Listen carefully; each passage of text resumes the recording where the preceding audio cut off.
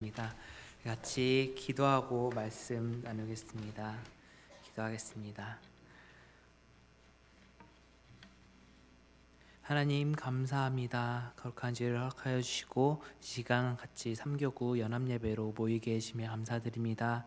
주님, 이 시간에 그리스도인의 옷 입기라는 제목을 가지고 말씀을 나누고자 합니다. 주님, 이 시간 우리 모두에게 성령의 충만하심을 더하여 주시어서 말씀이 전파될 때에 힘있고 강력하게 선포되게 하여 주시옵고, 우리 모두의 마음의 문이 열려서 주님의 마음을 닮아서 주님의 말씀을 우리 마음 가운데 새기고 그 말씀대로 살아가게 주님 도와주시옵소서. 이 모든 말씀 예수님의 이름으로 기도합니다. 아멘. 네, 먼저 오늘 말씀 제목은 그리스도인의 옷 입기라는 제목입니다. 여러분들은 이 제목을 가지고 어떤 생각이 드셨나요?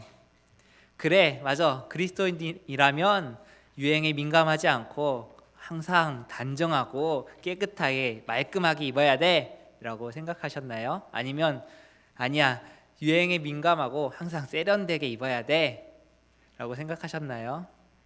아니면 왜 우리 옷 입는 것까지 뭐라고 하냐 라고 생각하셨을지도 모르겠습니다. 그런데 제가 오늘 같이 나누고자 하는 말은 이런 말이 아닙니다. 영국의 존 버년이라는 사람이 쓴 철로 역정이라는 책이 있습니다. 이것은 너무나 유명한 기독교의 고전으로 기독교인들의 필독서라고 불리는 책입니다. 여기서는 두 명의 순례자가 등장합니다. 그들의 이름은 각각 크리스천과 굳센 믿음입니다. 네, 이 크리스천과 굳센 믿음이 순례의 길을 가고 있었습니다. 그러다가 허영의 도시라는 곳을 통과하여야 했습니다. 이 허영의 도시에는 큰 시장이 하나 있었는데, 이 시장에서는 각종 보물, 직업, 신분, 명예, 땅, 왕국, 향락 등 없는 것이 없는 시장이었습니다. 그리고 그것들이 많은 것들이 산더미처럼 쌓여 있었지만 모두가 그 도시의 이름대로 허영에 불과했습니다. 심지어는 그 허영의 시장에서는 도둑질과 사기와 도박 등 온갖 악행이 벌어지고 있었습니다. 그래서 이 크리스천과 굳센 믿음은 이 허영의 도시를 지나갈 때 마음에 큰 다짐을 하고 지나가게 되었습니다. 그리하여 이 도시를 지나가면서 주변의 물건들에는 눈길조차 주지 않았습니다. 그런데 이런 그들의 모습은 사람들의 관심을 끌기에 충분했습니다. 게다가 쓰는 말투도 그들의 말투와 다른 말투였습니다. 그리고 입는 옷도 달랐습니다. 일단 두 사람의 입고 있는 의복은 이 시장에서 거래되고 있는 옷들과는 전혀 다른 옷이었습니다. 그래서 시장의 상인들은 그들을 불쾌하게 생각했습니다. 그들이 쓰는 말투도 그들의 마음에 들지 않았습니다. 이 이야기는 무슨 뜻일까요? 그들이 입고 있는 옷과 말투는 이 허영의 도시에 사는 사람들과는 달라서 그들에게 불쾌했다고 하는 것입니다. 이처럼 이 이야기는 세상 속에 그리스도인의 삶이 어떠한가를 나타내주는 것입니다. 이 그리스도인의 삶의 모습은 이처럼 세상과는 다른 모습이라는 것입니다. 이제 본문을 살펴보겠습니다. 골로새서를 쓴 바울은 이 3장 1절부터 17절까지의 말씀을 통해서 그리스도인들이 어떻게 살아가야 하는가라는 것을 제시하고 있습니다. 먼저 위의 것을 찾고 땅의 것을 생각하지 말라라고 합니다. 그리고 땅의 것들은 벗어버리고 옛사람과 그 행위를 벗어버리고 새 사람을 입은 자들이 바로 그리스도인들이라고 정의를 하고 있습니다. 특이하게도 이렇게 벗는다와 입는다라는 행위 동사로 묘사하고 있습니다. 여기서 입는다라는 말에 주목하여 보시기 바랍니다. 이 기독교인이라고 해서 실제로 새 사람이 되는 것은 아닙니다. 그리스도인의 신분에 맞는 새 옷을 입는다는 것입니다. 이 옷과 실제 몸은 다르죠. 그건 어쩔 수 없습니다. 일단 새 옷으로 갈아입는 것이 중요합니다. 그 다음에는 그 새 옷에 어울리는 삶을 살아야 합니다. 그런 삶 또한 저절로 주어지는 것이 아닙니다. 우리가 열심히 구도적인 노력을 해야 하는 것입니다. 그것을 성화라고 말할 수 있습니다. 엄밀하게 말하면 그 성화마저도 기독교인들의 믿음에 의한 하나님의 선물입니다. 우리의 믿음을 통해서 하나님께서 우리를 변화시켜 주시는 것입니다. 그럼에도 불구하고 그리스도인들은 또 그리스도인다운 최선의 삶을 추구해야 하는 것입니다.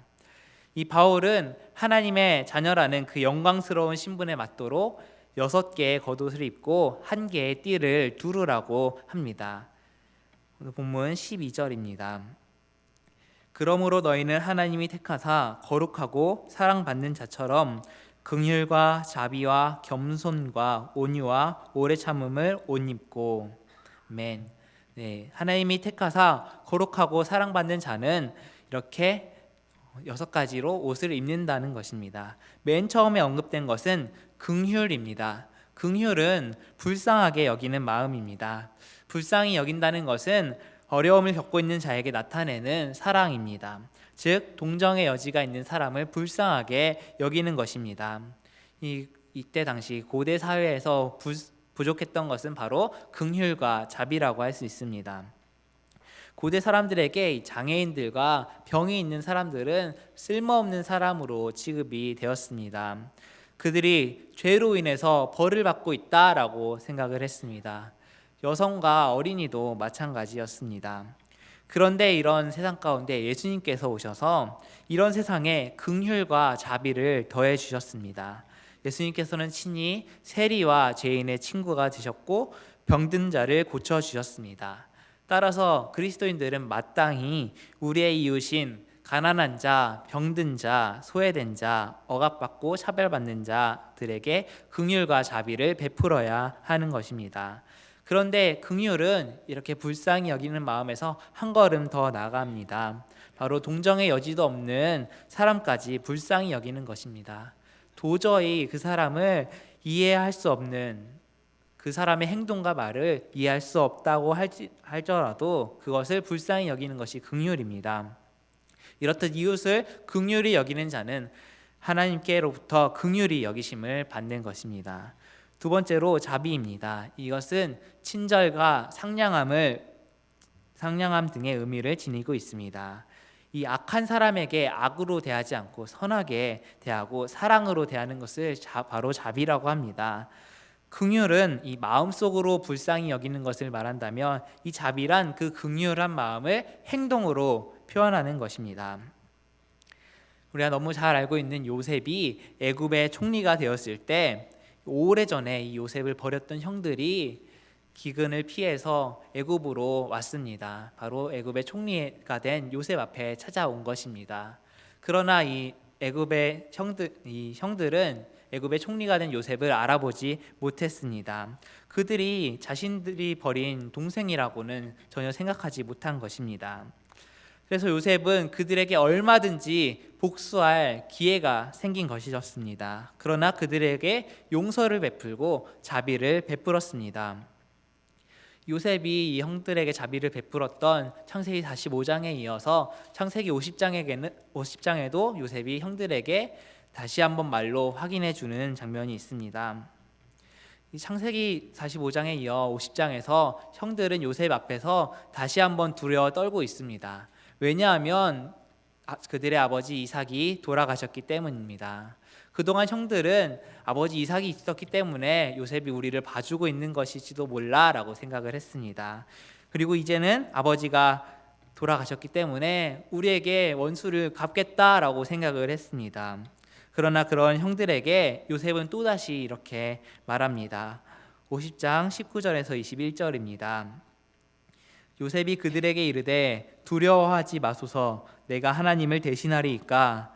당신들은 나를 해하려 하였으나 하나님은 그것을 선으로 바꾸사 오늘과 같이 많은 백성의 생명을 구원하게 하시려 하셨나니 당신들은 두려워하지 마소서, 내가 당신들과 당신들의 자녀를 기르리이다 하고 그들을 간곡한 말로 위로하였더라. 아멘. 여기서 요셉은 하나님께서 악을 선으로 바꾸셨음을 고백하면서 형들에게 긍휼과 자비를 베풀고 있습니다. 이처럼 악을 선으로 바꾸시는 하나님을 바라볼 때, 그 하나님의 놀라우신 일들을 바라볼 때 우리는 기꺼이 다른 사람에게 긍휼과 자비를 베풀 수 있는 것입니다. 또한 이렇게 긍휼과 자비를 가진 사람은 당연히 겸손과 온유가 그의 삶에 나타나게 되어 있습니다. 바로 세 번째로 겸손입니다. 이것은 본래 노예의 비천함을 나타내는 말이었습니다. 그러나 신약에서는 이웃을 섬기는 사랑의 정신을 가리켜 겸손이라 말했습니다. 그리스도인들은 그리스도의 성품인 겸손을 항상 마음에 품어야 합니다. 빌립보서 2장 3절입니다. 아무 일에든지 다툼이나 허영으로 하지 말고 오직 겸손한 마음으로 각각 자기보다 남을 낮게 여기고. 아멘. 네, 겸손의 반대말은 무엇인가요? 바로 교만이라고 할 수 있습니다. 이 교만의 초점은 자신에게 있습니다. 교만은 자기의 업적을 극대화시킵니다. 하지만 진정한 사랑은 다른 사람의 업적을 극대화시키는 것이고 자기의 업적은 극소화시키는 것입니다. 성경에서는 교만에 대해서 경고하고 있습니다. 잠언 16장 18절입니다. 교만은 패망의 선봉이요 거만한 마음은 넘어짐의 앞잡이니라. 아멘. 또한 루이스라는 사람은 교만은 인간이 범할 수 있는 가장 무서운 죄라고 하였습니다. 그러므로 우리는 마땅히 겸손해야 하는 것입니다. 또한 네 번째로 온유입니다. 온유는 그 한자 말처럼 따뜻하고 부드러움을 나타내는 말입니다. 반대말은 무엇일까요? 바로 각박한 마음이라고 할 수 있겠습니다. 따라서 온유는 이웃의 무례함과 거친 태도에 대해서 관용을 보이는 것을 의미합니다. 구약에서는 모세가 이 성품의 대표자였습니다. 또한 신약에서는 예수 그리스도가 이 성품의 대표자이십니다. 이 각박한 세상 가운데에서 가장 지키기 힘든 것이 바로 이 온유라는 성품일지도 모르겠습니다.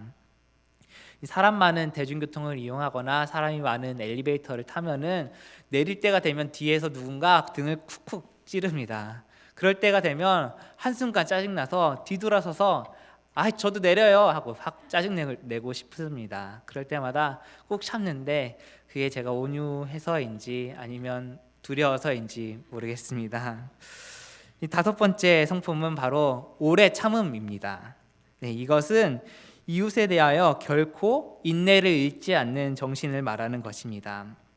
이 이웃의 어리석음이나 가르칠 수 없는 무능에도 결코 원한과 노여움을 가지지 않는 것입니다. 이것이 바로 하나님의 성품이시면서 또한 모든 그리스도인들이 지녀야 할 덕성입니다.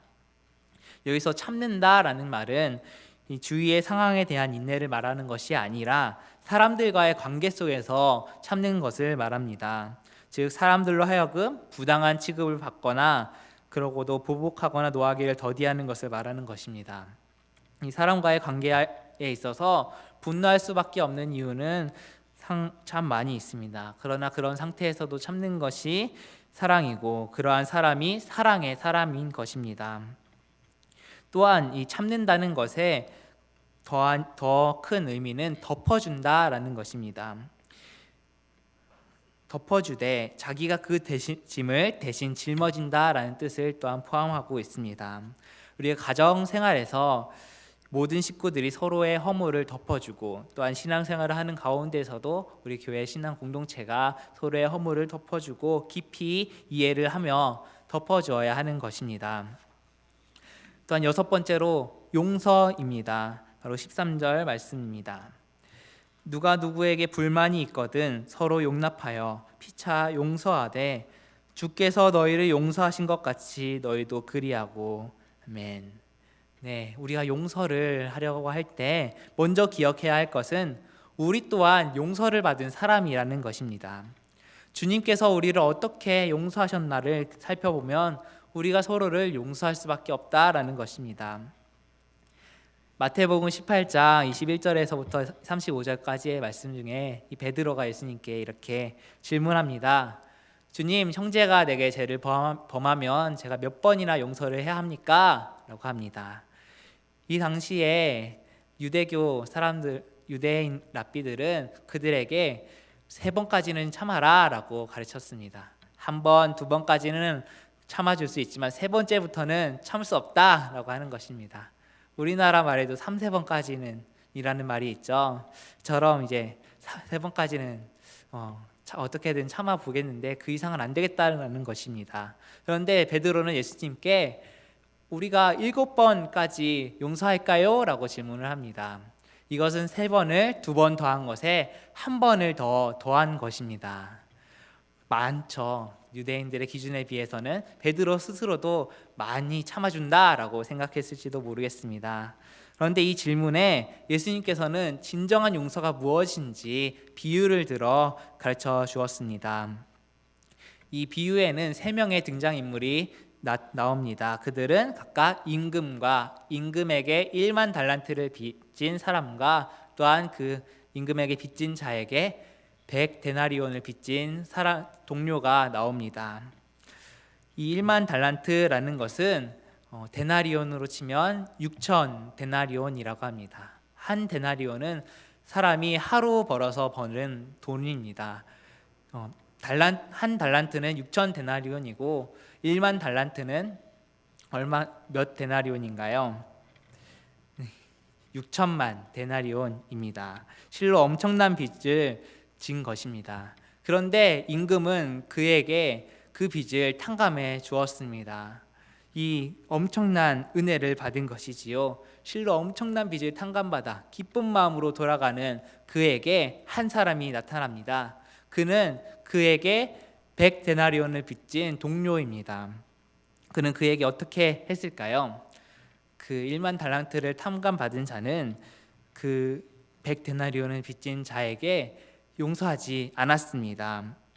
1만 달란트에 비하면 100데나리온은 무려 60만 분의 1에 해당하는 금액입니다. 그러나 그 탕감받은 사람은 그 자신에게 빚진 자에게 붙들어 목을 붙잡고 돈 내놔라 하고 있는 것입니다. 방금 전에 어마어마한 빚을 탕감받았음에도 불구하고 이 60만 분의 1밖에 안 되는 금액에 대해서는 용서하지 못하는 모습입니다. 결국 이 사람은 어떻게 됐나요? 임금이 그 사실을 알게 되었고 그 빚 탕감하는 것을 취소하고 원래대로 그 종을 옥에 가두었습니다.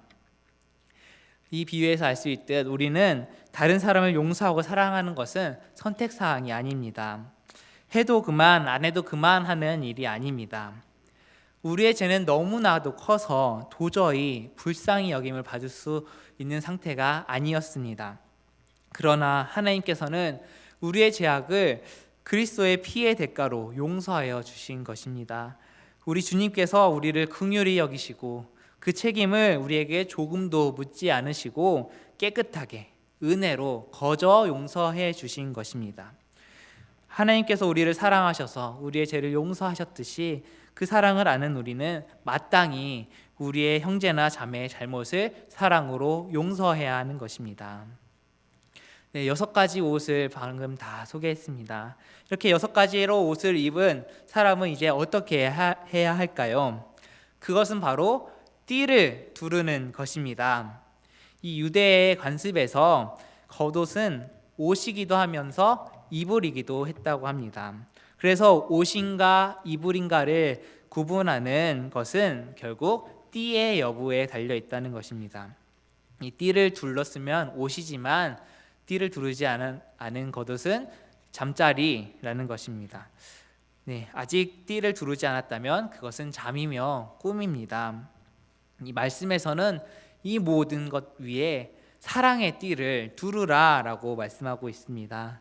사랑으로 띠를 둘러야 비로소 세 사람의 옷을 다 입은 것입니다. 이 사랑이 더해지지 않고서는 앞서 소개한 6가지의 옷들이 다 행해지지 못하는 것입니다. 결국 공허하며 꿈 같은 것입니다. 사랑은 위의 모든 미덕들을 하나로 묶습니다. 그래서 그리스도의 윤리는 결국 사랑의 한마디다라고 정의할 수 있는 것입니다. 사랑 없이는 모든 덕목들은 결국 불완전하며 지속될 수 없으며 열매를 맺기 힘듭니다.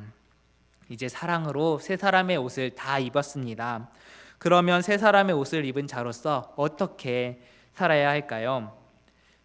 15절에서 17절까지를 이어서 보면 바울은 그러한 세 사람의 옷을 입었으면 언제나 그리스도의 말씀과 평강이 그 마음에 풍성하게 거하며 그것을 주장하게 하여 그에 어울리는 내면을 단장하라 라고 하고 있습니다. 특히 이 15절에서부터 17절까지의 말씀에서 계속돼서 반복되는 단어가 있습니다. 그것은 바로 감사입니다.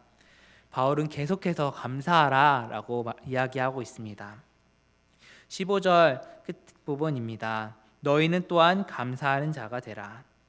16절 중반에는 시와 찬송과 신령한 노래를 부르며 감사하는 마음으로 하나님을 찬양하고, 또한 17절을 보면 그를 힘입어 하나님 아버지께 감사하라 라고 하고 있습니다.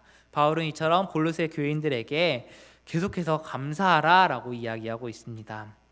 왜냐하면 우리가 하나님께 받은 은혜가 너무나도 크기 때문입니다. 너무나도 커서 감사할 수밖에 없기 때문입니다. 우리가 구원받고 하나님의 자녀가 된 것은 놀라우신 하나님의 은혜입니다. 뿐만 아니라 하나님은 지금도 우리의 모든 필요를 채워주시고 우리의 앞길을 선하게 인도하고 계시는 것입니다. 그래서 우리는 마땅히 하나님께 감사할 수 있는 것입니다. 이 감사는 우리의 마음에서부터 시작되는 것이죠. 그리스도의 평강이 우리의 마음을 주장하게 부터 우리는 이로써 마음으로부터 감사하는 것입니다. 또한 감사하는 마음이 입술로 전달이 됩니다. 감사하는 마음으로 우리는 입을 벌려서 시와 찬송과 신령한 노래로 하나님께 감사하며 찬양하는 것입니다. 또한 감사하는 마음과 입술의 찬양은 거기에서 머무르지 않고 우리의 말과 행동을 통하여 우리의 삶 가운데 나타내집니다.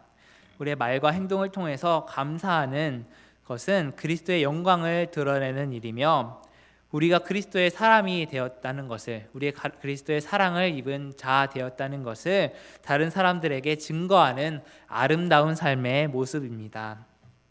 이처럼 그리스도인들은 믿음으로 말미암아 옛사람의 옷을 벗어버리고 새 사람의 옷을 입고 살아가고 있습니다.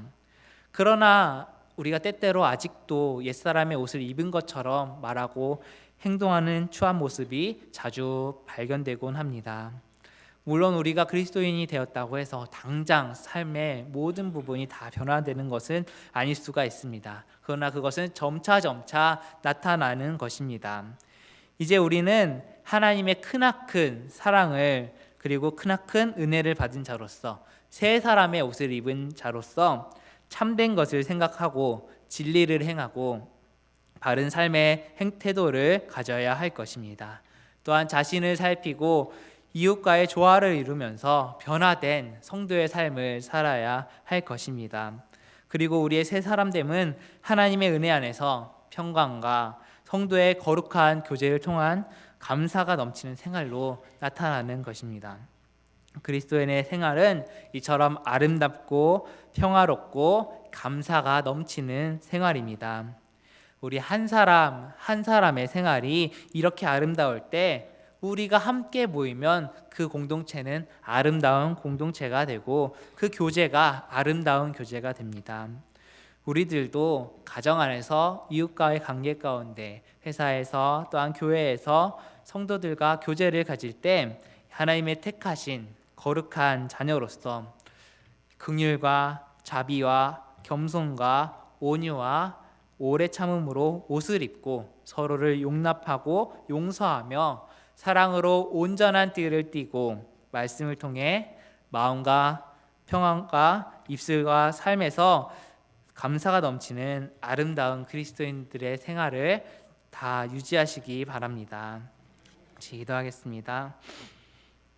하나님 감사합니다. 말씀을 통하여서 새 사람을 입은 자의 삶을 살펴보았습니다.